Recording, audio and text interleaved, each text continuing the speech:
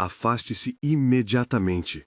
Existem pessoas em sua vida que estão sugando sua fé, seu tempo e sua paz, e a Bíblia nos dá limites claros para que você não perca o propósito que Deus colocou em seu coração. Já se sentiu exausto por sempre estender a mão para alguém que, mesmo recebendo ajuda, não muda? Se a resposta for sim, essa palavra é para você. A verdade é simples e difícil ao mesmo tempo.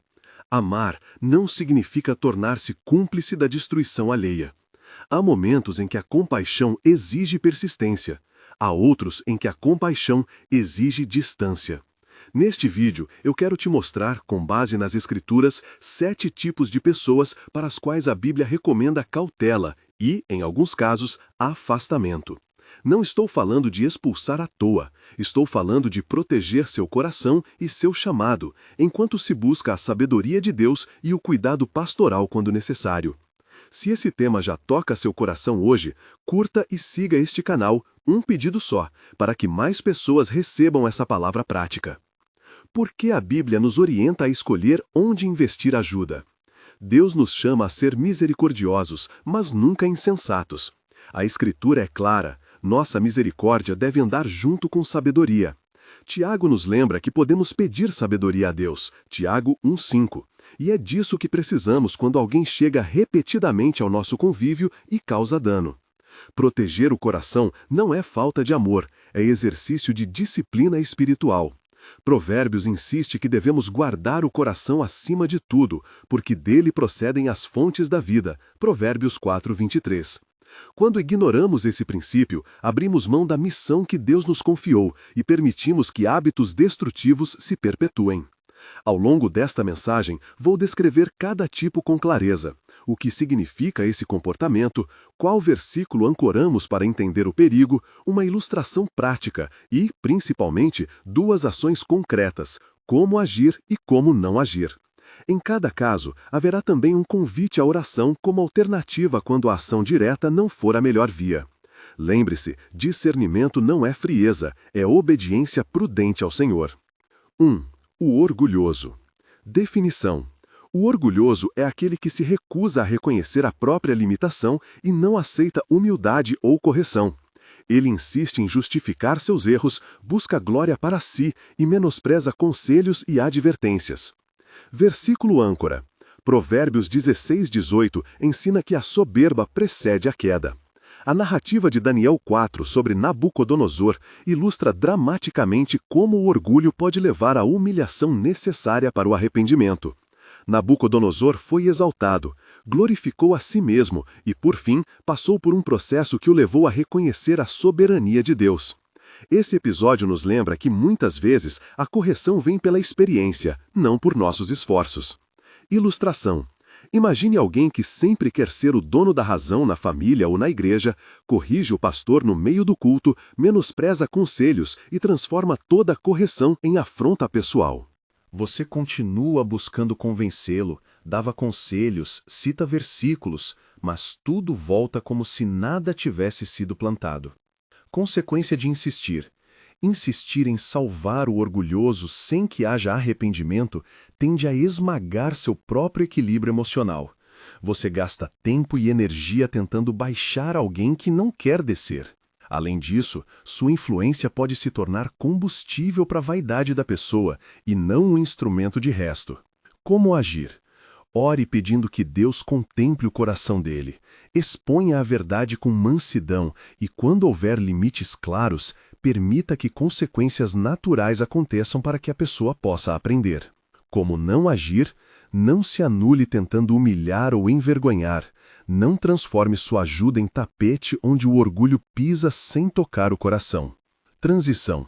Se o orgulho fecha a porta ao conselho, o insensato bate a mesma porta várias vezes e espera resultado diferente. Prepare-se para o próximo tipo. 2. O insensato, o nécio. Definição. O insensato repete comportamentos que lhe trazem dano, não aprende com as consequências e demonstra pouca ou nenhuma disposição para mudar, mesmo recebendo instruções claras.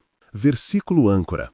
Provérbios 26:11 diz que, como o cão volta ao seu vômito, assim se repete o tolo em sua loucura. A imagem é forte, o que já prejudicou volta a ser buscado.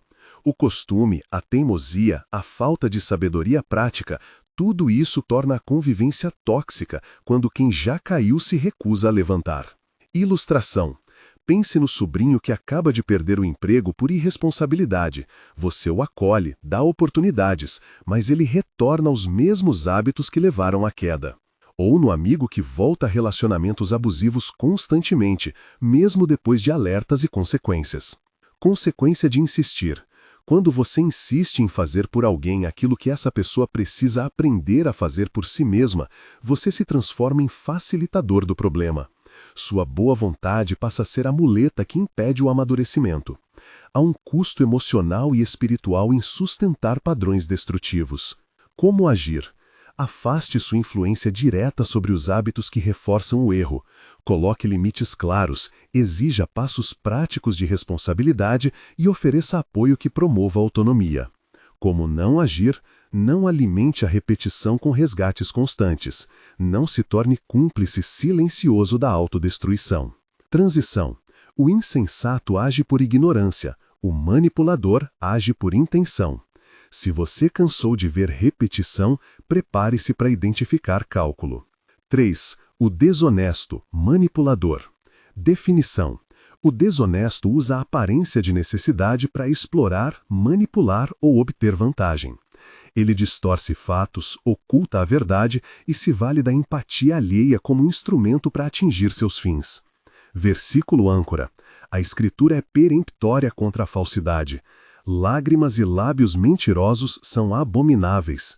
Paráfrase de Provérbios que condena a mentira. Além disso, Jesus adverte: não deis as coisas santas aos cães, nem lanceis vossas pérolas diante dos porcos. Mateus 7,6. Ensinando que há limites ao que devemos compartilhar com quem usa o que recebe para destruir. O princípio aqui é proteger o que é sagrado e evitar que bens espirituais e materiais sejam profanados por quem tem intenção maligna. Ilustração. Imagine um conhecido que sempre aparece com histórias tristes pedindo dinheiro para consertar uma situação, mas quando você descobre, os objetos doados foram vendidos para alimentar vícios. Ou o membro que sempre atrai simpatia com uma versão manipulada dos fatos e usa sua generosidade para ganhar influência. Consequência de insistir. Sua generosidade pode ser usada contra você, sua família pode ficar vulnerável e seu testemunho pode ser manchado ao ser associado a práticas enganosas. Além disso, a comunidade pode sofrer quando recursos são desviados por quem não tem intenção de mudança. Como agir? Estabeleça limites firmes de acesso a recursos e informações. Exija transparência e peça acompanhamento pastoral. Quando houver evidências de manipulação, corte o acesso até que haja prova concreta de arrependimento. Como não agir? Não alimente narrativas sem verificação. Não permita que a compaixão seja explorada como moeda de troca. Transição. Manipulação corrói a confiança. O ingrato corrói a gratidão. Você já viu como a boa ação pode virar ingratidão? Essa é a próxima área de risco. 4. O ingrato. Definição. O ingrato é quem recebe ajuda e a ignora, não reconhece o esforço do outro e, em alguns casos, age com indiferença ou até com hostilidade contra quem o abençoou. Versículo âncora. A cena dos 10 leprosos em Lucas 17 é emblemática. 10 receberam cura, mas apenas um voltou para agradecer. Lucas 17, 11 e 19. Jesus destaca a ingratidão como uma ferida que toca mais do que o drama da necessidade. A falta de reconhecimento revela corrupção no coração. Ilustração. Pense em quem você ajudou plenamente, tempo, recursos, oração, e na hora de receber um gesto de gratidão ou reconhecimento, vira as costas. Não apenas a indiferença magoa, mas ela corrói a capacidade de quem dá de ofertar novamente. Consequência de insistir. Investir em corações ingratos pode trazer amargura e exaustão. O doador acaba se sentindo usado e aquilo que começou como um ato de misericórdia transforma-se em fonte de ressentimento. Como agir? Proteja sua vida emocional sabendo onde investir.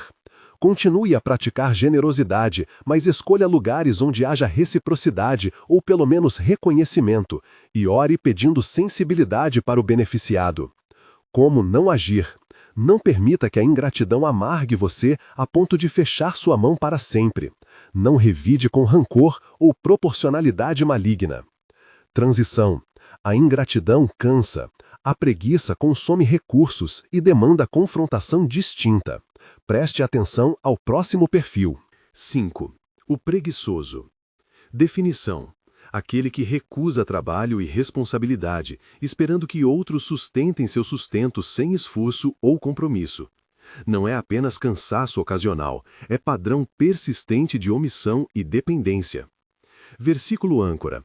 Paulo é direto quando diz que quem não quer trabalhar não deve comer, 2 Tessalonicenses 3,10. E Provérbios nos exorta a aprender com a formiga, que trabalha no verão para ter no inverno, Provérbios 6:11. O princípio bíblico valoriza o trabalho responsável e condena a ociosidade que sobrecarrega a comunidade. Ilustração. Pense em alguém que sempre tem uma desculpa para não contribuir no casamento, no trabalho ou na igreja, que reaparece quando precisa, mas some quando há compromisso a cumprir. Você já sustentou essa pessoa por longo período e notou que ela não fez nenhum movimento em direção à responsabilidade. Consequência de insistir, ao sustentar permanentemente a preguiça alheia, você inviabiliza a própria prosperidade e corrói o senso de justiça da comunidade. Além disso, o benefício que deveria servir para a restauração transforma-se em incremente de um padrão destrutivo. Como agir? Estabeleça exigência clara de participação.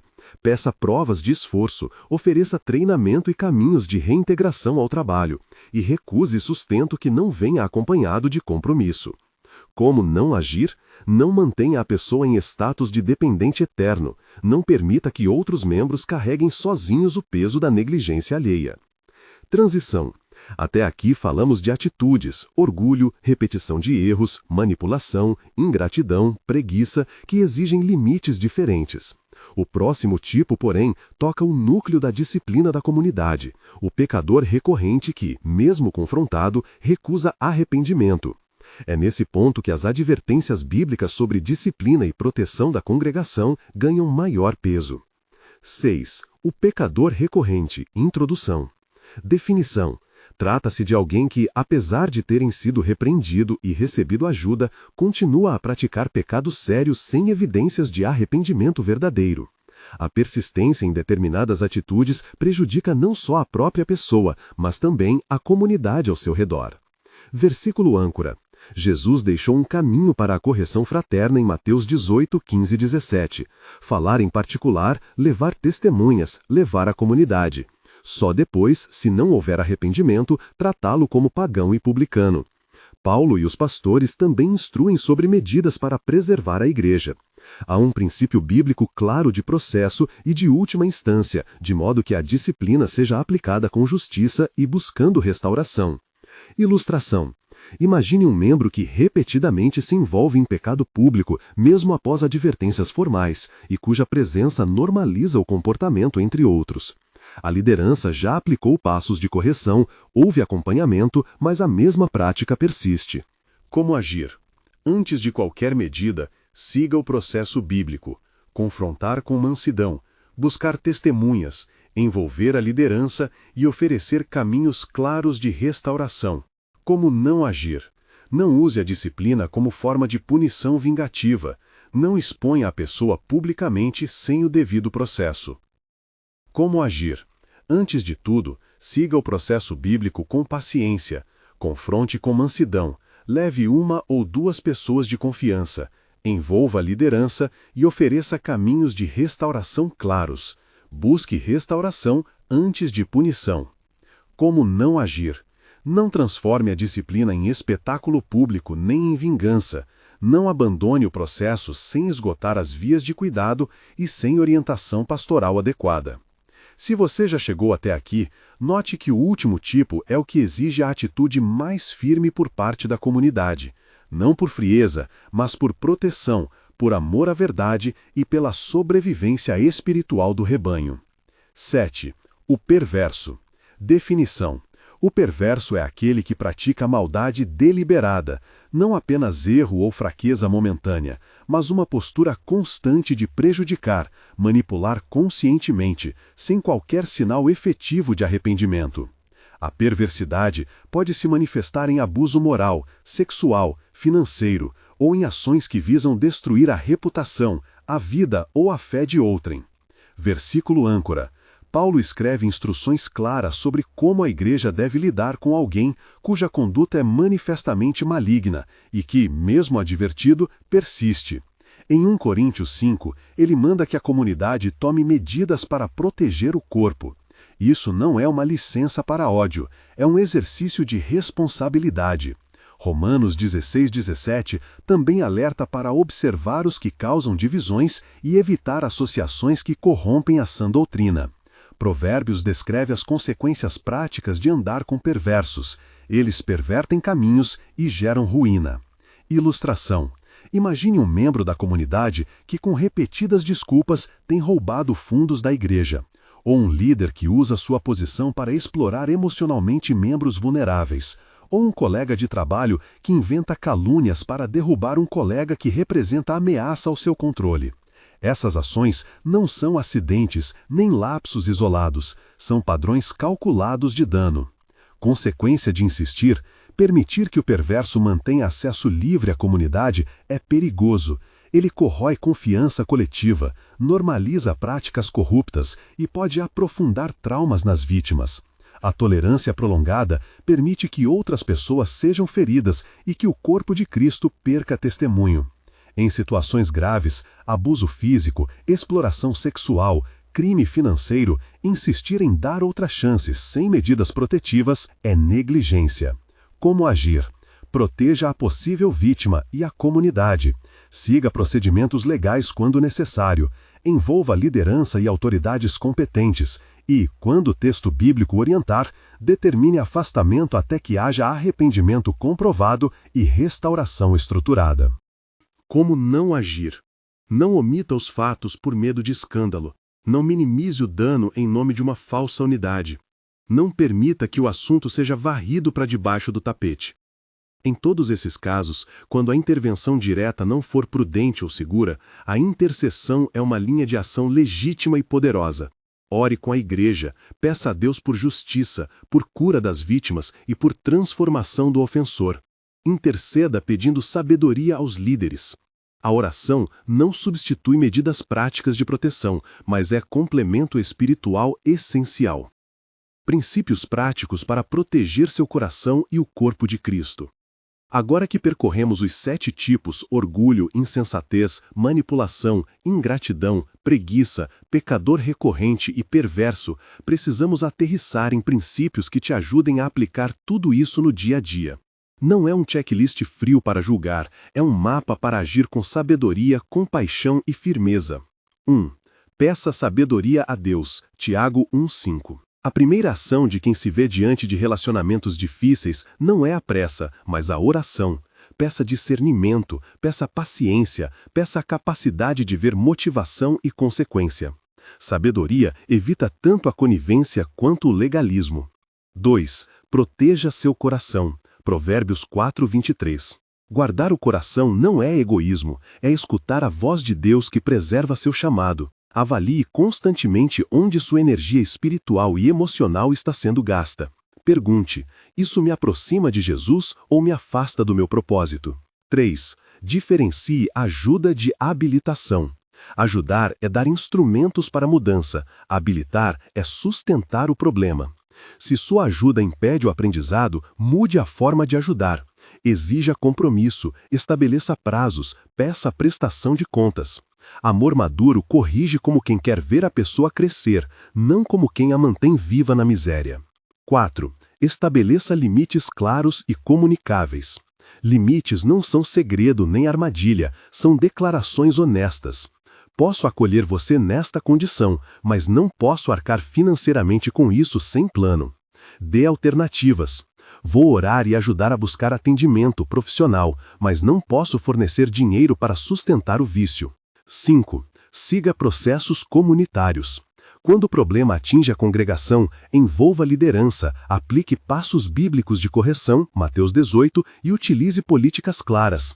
A proteção está na transparência e na responsabilidade. 6. Saiba quando envolver profissionais e autoridades. Nem todo problema espiritual é resolvido apenas na esfera pastoral. Abusos e crimes exigem polícia, assistência social, psicólogos e advogados. Agir sem envolver as instâncias apropriadas pode piorar a situação. 7. Não confunda perdão com permissão. Perdoar é liberdade interior. Permitir é autorizar que o dano continue. Você pode perdoar alguém no seu coração e, ao mesmo tempo, cortar acesso a finanças, posições de liderança ou convivência íntima.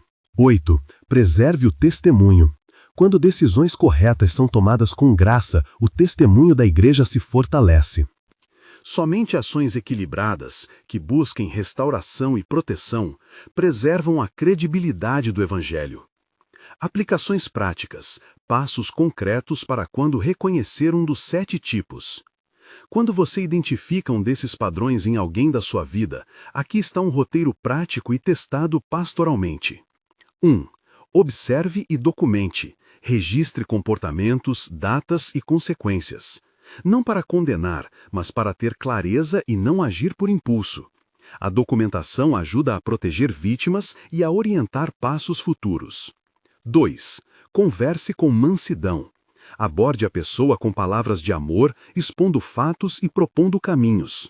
Utilize perguntas que abram reflexão. Você percebe o padrão X? O que você tem tentado para mudar? Lembre que a linguagem de acolhimento abre portas, que a acusação fecha. 3. Busque testemunhas e apoio. Se o comportamento persistir, leve 1 ou 2 pessoas de confiança para testemunhar. Isso evita mal-entendidos e embasa uma ação comunitária. 4. Envolva a liderança. Quando a mudança não ocorre, leve a questão aos líderes espirituais da comunidade. Eles devem agir com justiça, propondo medidas proporcionais e orientadas à restauração. 5. Estabeleça limites documentados. Em situações de dependência financeira ou de liderança, redija acordos simples. Quem dá o apoio espera quais passos, com quais prazos. Transparência evita exploração. 6. Proteja as vítimas. Em casos de abuso, suspenda o acesso do acusado aos vulneráveis enquanto a investigação acontece. Não espere unanimidade para agir em proteção. 7. Ofereça caminhos de denúncia e ajuda profissional. Indique serviços, tratamentos, aconselhamento. Não abandone a pessoa à sua própria sorte, mesmo quando o afastamento for necessário. 8. Ore e interceda continuamente. Enquanto protege, ore pela conversão e mudança genuína. A intercessão é a arma do coração que não abandona. Linguagem e atitudes que ajudam no processo. O que dizer e como dizer pode fazer toda a diferença entre abrir um caminho de restauração e fechar portas para sempre. Algumas frases que funcionam. Estou preocupado com o que vejo e quero caminhar com você rumo à restauração. Estou aqui para ajudar, mas precisamos de passos claros. Posso oferecer certo apoio, porém preciso que você aceite acompanhamento e mostre compromisso. Mesmo quando há perdão, não posso manter certas responsabilidades até que haja mudança comprovada. E o que evitar? Você sempre faz assim. Frases que generalizam aumentam defensividade. Se você não mudar, eu vou.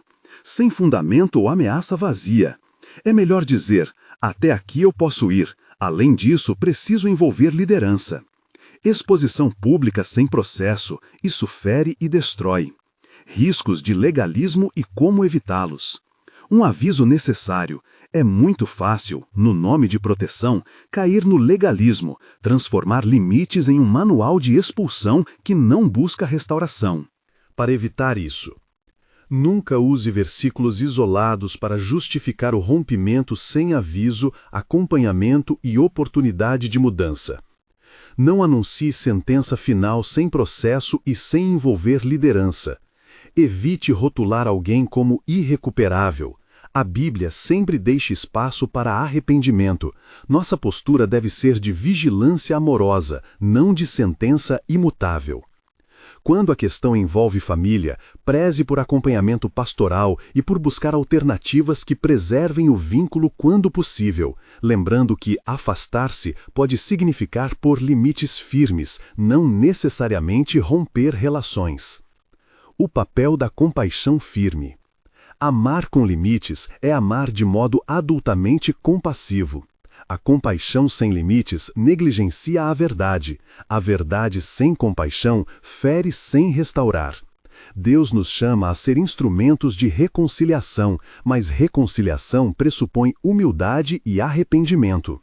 Quando estes não aparecem, o amor às vezes pede distanciamento protetor. Exemplo prático de como comunicar um limite, modelo de conversa. Eu te amo e me importo com sua vida. Tenho visto comportamento específico e isso tem provocado consequências específicas. Quero caminhar com você, por isso proponho que você aceite passos concretos, acompanhamento, tratamento, prestação de contas. Enquanto isso, não posso continuar oferecendo recurso X/posição Y, porque isso tem mantido o problema. Vou orar por você e ajudar a encontrar apoio profissional. Se houver sinais de mudança, estou disponível para reavaliar. Este tipo de comunicação é simultaneamente firme, respeitosa e orientada para a restauração. Intercessão, quando não for possível agir diretamente. Nem sempre é possível intervir, às vezes a pessoa está distante, ou a situação é dominada por poder e violência, ou existem limites legais que impedem sua ação direta. Nestas horas, a intercessão é imprescindível. Reúna irmãos para orar, peça a Deus por proteção, por caminhos judiciais justos e pela libertação do padrão destrutivo. A oração não substitui ação prática quando esta é necessária, mas ora o trabalho humano de forma vital. Palavras finais e apelo pastoral. Afaste-se imediatamente, não como um grito de abandono, mas como um chamado à sabedoria. A vida cristã exige tanto coragem para amar quanto coragem para proteger. Amar nem sempre é abrir as portas, às vezes é fechá-las para impedir que alguém se destrua e para preservar a família, a igreja e o seu próprio chamado. Se você está cansado de carregar sozinho a responsabilidade de consertar quem não quer se consertar, lembre-se, há limites bíblicos para a sua perseverança. Use-os como ferramentas de cuidado, não como desculpa para a insensibilidade. Pergunte a Deus por sabedoria, Tiago 1:5. Guarde o seu coração, Provérbios 4:23. Não dê o que é santo a quem destrói, mas ore por quem te machuca, Mateus 7:6, 5:44. Busque aconselhamento pastoral sempre que houver dúvida ou quando a situação envolver família ou autoridade. Se você está lidando com alguém assim agora, não carregue tudo sozinho. Procure sua liderança, busque apoio profissional quando for o caso e encontre irmãos que possam orar e caminhar com você. Proteja-se com transparência, ame com firmeza e mantenha a esperança de que Deus transforma corações. Se esta palavra tocou sua vida, compartilhe com alguém que precisa ouvir isso. Deixe nos comentários uma experiência que você teve com limites e restauração. Sua história pode ajudar outro irmão ou irmã. Inscreva-se para mais mensagens que misturam amor e discernimento. Que Deus te dê graça para amar com sabedoria, coragem para proteger o que Ele te confiou e paz no coração ao tomar decisões difíceis. Amém.